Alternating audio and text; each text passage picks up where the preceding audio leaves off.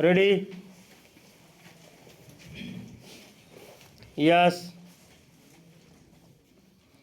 Start. महोदय, हम अवश्य ही आत्मनिर्भर होना चाहेंगे, लेकिन जब इतने बड़े पैमाने पर सूखा पड़ा और जिससे इतने ज़्यादा लोगों को कष्ट झेलना पड़ रहा हो, तो अगर हम आयात द्वारा उनकी सहायता कर सकते हों तो इसे गलत काम नहीं समझना चाहिए। फिर भी हमने मामूली आयात से ही काम चलाया है। देश के कुछ भागों में लोगों के दारुण कष्ट पर कुछ माननीय सदस्यों ने जो व्यक्त की है, मैं भी उनमें शरीक हूँ। मैं उन लोगों में नहीं हूँ जो आमतौर पर अखबारों के हवाले से कुछ कहा करते हैं, और मैं यह भी नहीं मानते कि अखबारों में सब कुछ सही छपता है। लेकिन अगर कोई बात छापे में देखने को मिलती है तो माननीय सदस्य बहुत प्रभावित होते हैं। मुझे जिस अखबार का जिक्र यहाँ करना है वह मुझे अभी कुछ देर पहले ही देखने को मिला है। इसमें एक विदेशी संवाददाता ने, जिसने त्रिपुरा को छोड़ सूखाग्रस्त सभी राज्यों महाराष्ट्र, गुजरात, राजस्थान और मैसूर का दौरा किया है, जो कुछ लिखा है वह मैं आपको सुनाना चाहूँगी। मैंने देखा कि अधिकांश भारतीय कृषि क्षेत्र वर्षा की कमी का सामना करने के लिए पहले की अपेक्षा कहीं अधिक समर्थ है।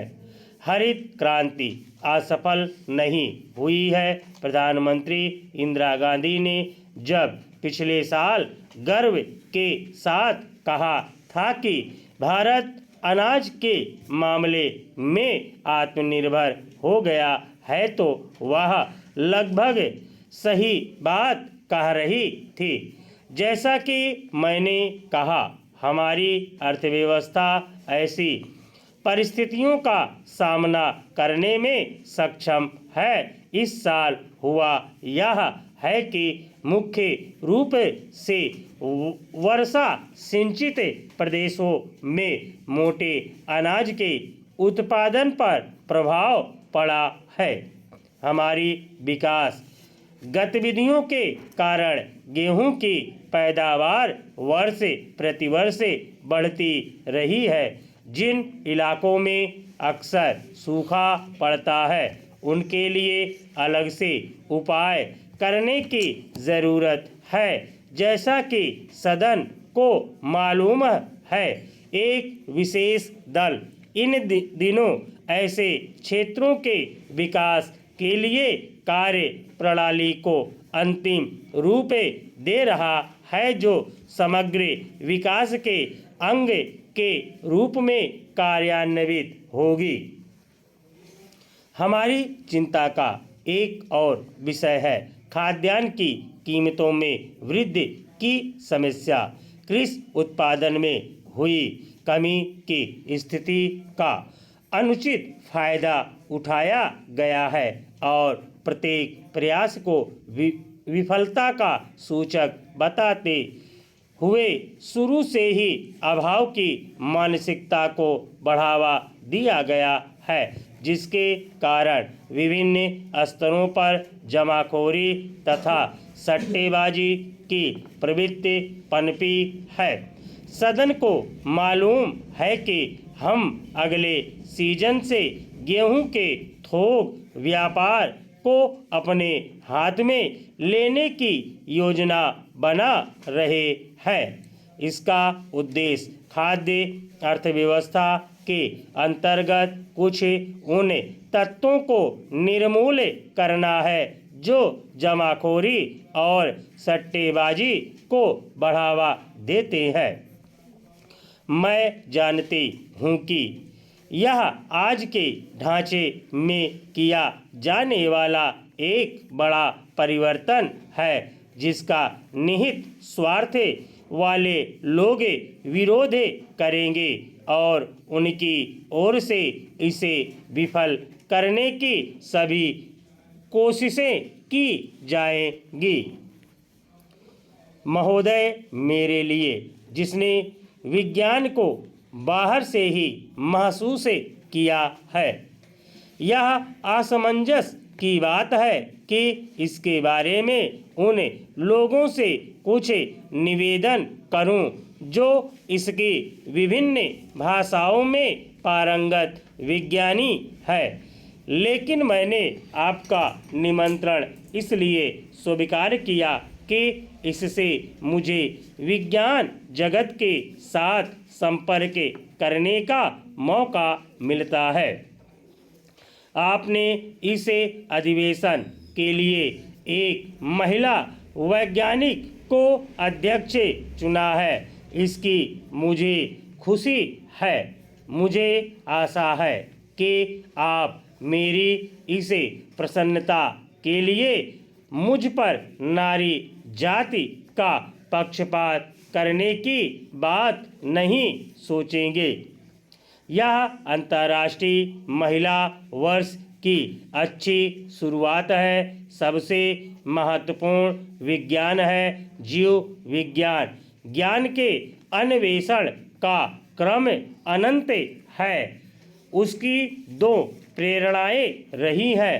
पहली प्रेरणा तो मनुष्य की अस्तित्व बनाए रखने की चिंता या जिजीविषा रही है और दूसरी उसकी चिर अतृप्त ज्ञान पिपासा रही है। इन दोनों में कोई टकराव नहीं है। वे कभी कभी समानांतर चलते रहे हैं, परंतु अनेक बार वे एक दूसरे से मिल गए हैं और एक दूसरे की परितृप्ति करते रहे हैं। एक से व्यवहारिक विज्ञान का उदय हुआ और दूसरे से मूल विज्ञान का। भारत में हमें इन दोनों की आवश्यकता है। जब हम अधिसंख्य लोगों के जीवन यापन के स्तर को ऊंचा उठा पाएंगे, तभी हम थोड़े से प्रतिभाशाली लोगों के लिए उच्चतर लक्ष्यों की प्राप्ति के वास्ते संतोषप्रद वातावरण का निर्माण कर सकेंगे। आज विश्व में प्रबल विचार मंथन हो रहा है और मनोवृत्तियों पर प्रश्न चिन्ह लगाए जा रहे हैं। प्रगति के बावजूद आज के जीवन की तीव्रतर गति और प्रतिस्पर्धा के कारण मनुष्य के लिए अपने पड़ोसियों के साथ या अपने आप में शांति के साथ रह सकना कठिन हो रहा है और उसे अपने अस्तित्व की रक्षा के लिए संघर्ष करना पड़ रहा है। हालांकि यह एक भिन्न ढंग का और भिन्न स्तर का संघर्ष है। आज खतरा असभ्य एवं सबल आक्रांताओं की ओर से नहीं है, बल्कि उन पारिपार्श्विक प्रभावों से है जो मनुष्य ने अपने ही सुखे साधनों को विकसित करने के क्रम में उत्पन्न किए हैं। ये प्रभाव हैं अलगाव का एहसास, तनाव पैदा करने वाली परिस्थितियाँ, प्रदूषण तथा प्राकृतिक साधनों का विचारहीन दोहन। यह एहसास धीरे धीरे किंतु निश्चयात्मक रूप में प्रगतिशील लोगों के विचारों का अंत बनता जा रहा है। और विश्वव्यापी चर्चा का विषय बन गया है। लेकिन ऐसे लोगों और विचारों की प्रायः उनके द्वारा खिल्ली उड़ाई जाती है। स्टॉप।